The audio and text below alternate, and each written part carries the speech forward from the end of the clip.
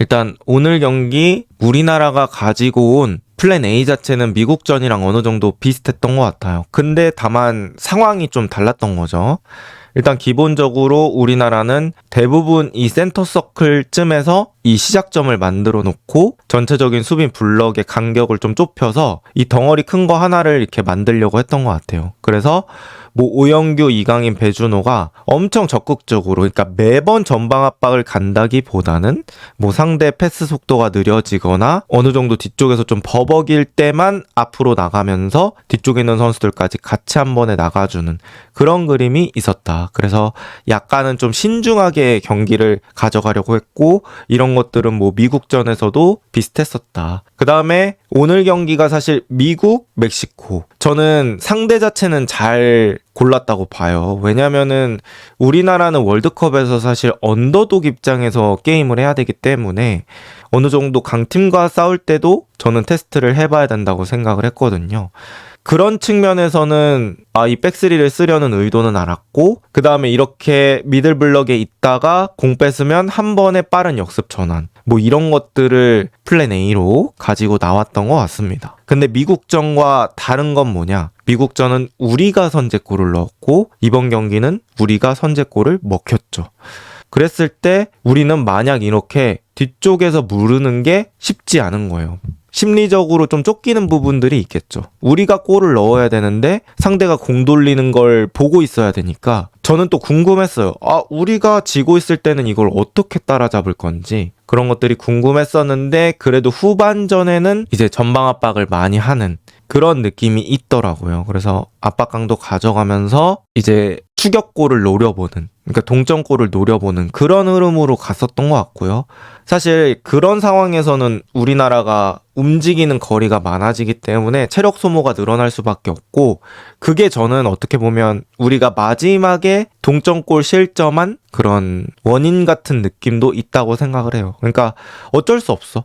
그러니까 상대가 워낙 잘 차기도 했지만 우리나라 선수들 뒤에 센터백 3명은 교체 안 했거든요. 그래서 체력적으로 조금 힘든 시간대에 그렇게 실점이 나올 수 있었던 게 아닐까. 그래서 뭐 그런 부분들은 어쩔 수 없는 부분 중에 하나라고 저는 생각을 하고요. 근데 결국 오늘 우리나라가 따라잡는 그 순간이 어떻게 보면 홍명보볼에서 원하는 모습들이 나오지 않았나 싶고, 일단 손흥민 동점골 있잖아요. 그거는 사실 손흥민이라는 선수가 어떤 선수인지를 보여준 것 같고, 손흥민 아닌 선수가 비슷한 기회를 맞았을 때 그거를 골까지 만들어줄 수 있느냐? 이건 모르겠어요. 그러니까 손흥민이니까 넣을 수 있었다, 막 이 정도로 얘기할 수도 있을 만큼 쉽지 않은 공이었거든요.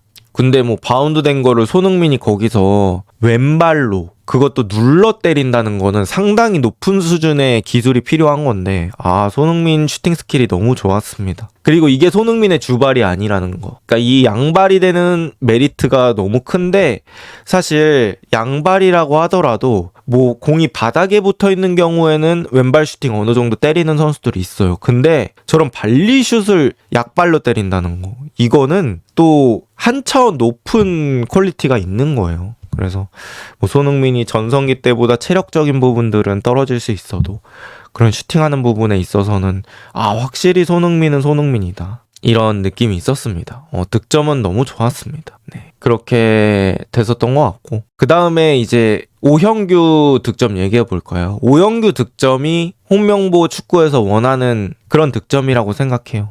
우리가 한 번에 카운터 쳐서 빠른 마무리. 근데 그 과정에서 어떻게 보면 백5 내지는 백3에서 좋을 수 있는 요소들이 많이 나왔어요.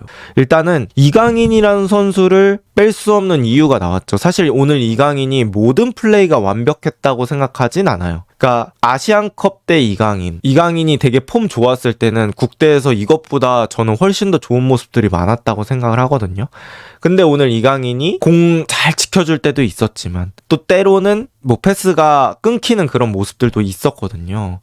그래서 이강인도 확실히 100%까지는 아니다라고 느꼈는데, 확실히 그런 뒷공간이 열려있을 때 우리 선수한테 한 번에 빅찬스를 만들어주는 그런 패스는 또 이강인만한 선수가 없다는 걸 느꼈습니다.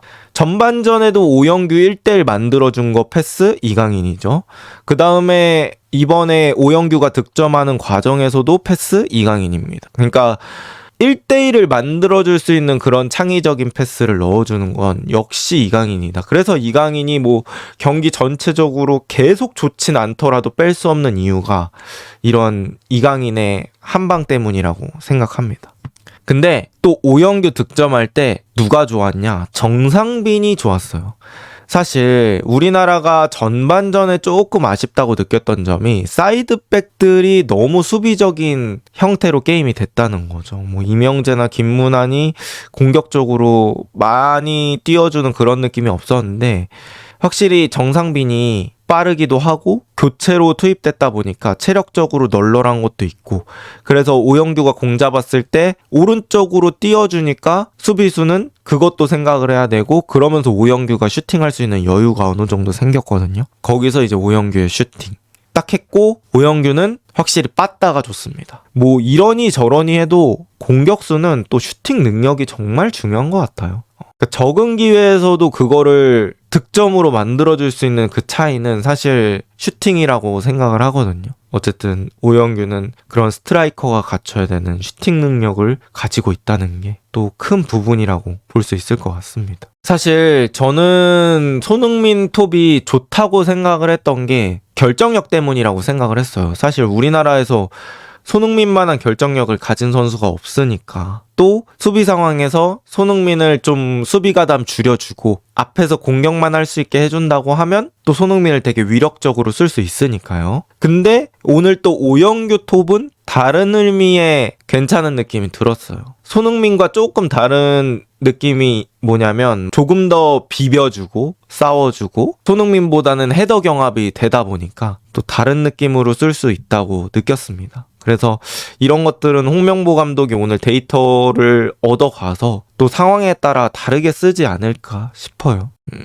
사실 오늘 경기에서 조금 아쉬웠던 부분은 저는 옌스를 조금 더 보고 싶었어요. 제가 내부 사정은 모르지만 옌스가 부상 때문에 나간 건지 왜 나간 건지 모르겠는데 전반전에는 진짜 제일 잘했거든요. 거의 뭐 K 카이세도라고 불러도 무방할 정도로 와 경합 상황에서 발 뻗는 거라든지 활동량이라든지 그리고 경합 상황에서 몸을 되게 미꾸라지처럼 잘 넣더라고요. 그런 것들도 있고 뭐 기본적인 패스도 나쁘지 않았고 그래서 옌스가 어떻게 보면 이 박용우의 활동량까지 같이 꽉꽉 채워주는 느낌이 있어서 저는 이런 백쓰리 체제의 투미들이면 나쁘지 않을 것 같습니다. 지금 백쓰리에서 투미들은 약간 중미 이런 느낌이잖아요.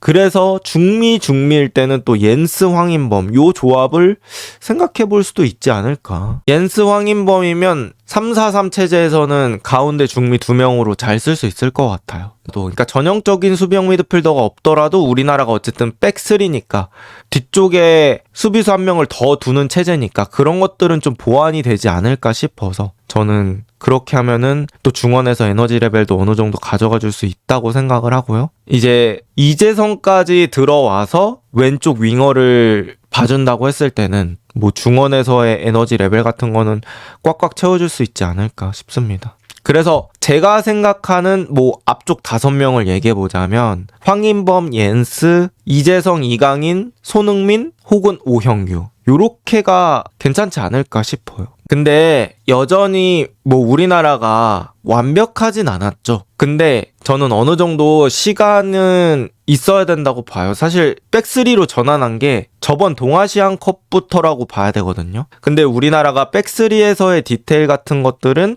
조금 더 챙겨줘야 된다고 생각을 하는데 이제 그게 어떤 부분이냐면 저는 이제 백쓰리에서 중요한 부분이 이 사이드백하고 스토퍼라고 생각을 합니다. 스토퍼가 얼마나 공을 가지고 전진해주면서 상대 수비를 자신한테 끌어당기고 여기서 패스를 잘 줄 수 있느냐 내지는 뭐 스토퍼가 올라갈 때 다른 선수들이 얼마만큼 커버를 잘 해줄 수 있느냐 그런 것들. 그러니까 수비에서 잉여자원 없게 빡빡하게 쓸 수 있으면 너무 좋겠죠. 그리고 사이드백들도 사이드에서 공 잡았을 때 어느 정도 1대1 돌파가 되면서 크로스 각을 동료 지원 없이 혼자 만들어내줄 수 있다면 최고일 것 같아요.